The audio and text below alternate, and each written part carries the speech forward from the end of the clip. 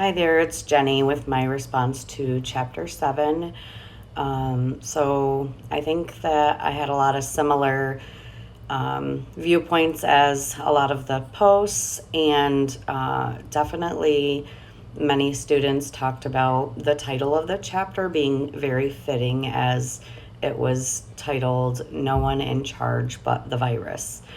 There were also several mentions about Ryan P., who I kind of named Proactive Ryan, regarding his scorecard idea regarding public stats to increase awareness related to the state's readiness to reopen. I also had found it shocking about how some of the other states wanted to keep that information private from the residents that live there. I think that having that increased awareness is vital in improving or hopefully facilitating people having more precautionary behaviors in an attempt to control the virus.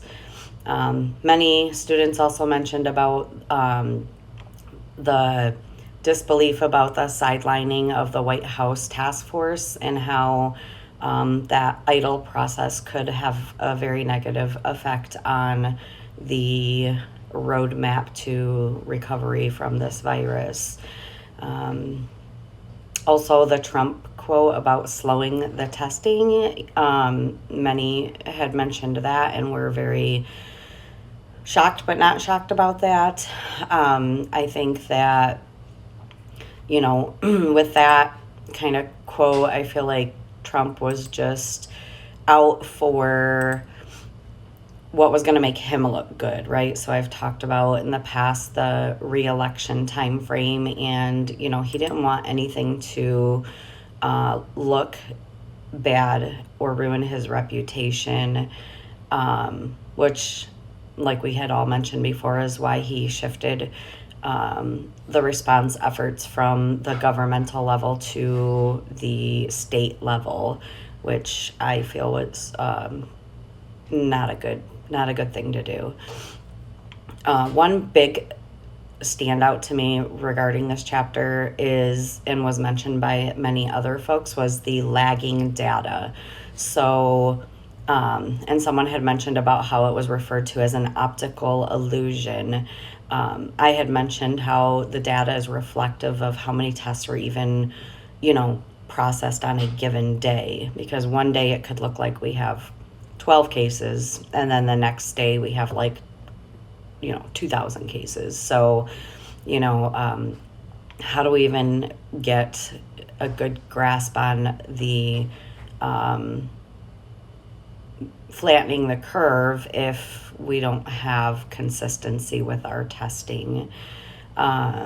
Many references to the professionals who were, in my opinion, super advocates for the virus, and then being basically removed from their positions due to their advocacy efforts. That is very frustrating to me, because it seems like people who are quote unquote in a lower power tend to be the bigger advocates, and then they always get reprimanded for their efforts. And the talk about how the cold weather was supposed to kill the virus, and how it had mentioned that in cold weather, people are indoors. In hot weather, people are indoors with air conditioning. So basically, the closer and less air ventilation that people are exposed to is going to increase the risk for contracting the virus. And the other big take home for me with regard to this chapter was many students' recognition of, a huge need for public transparency and responsibility related to state reopening.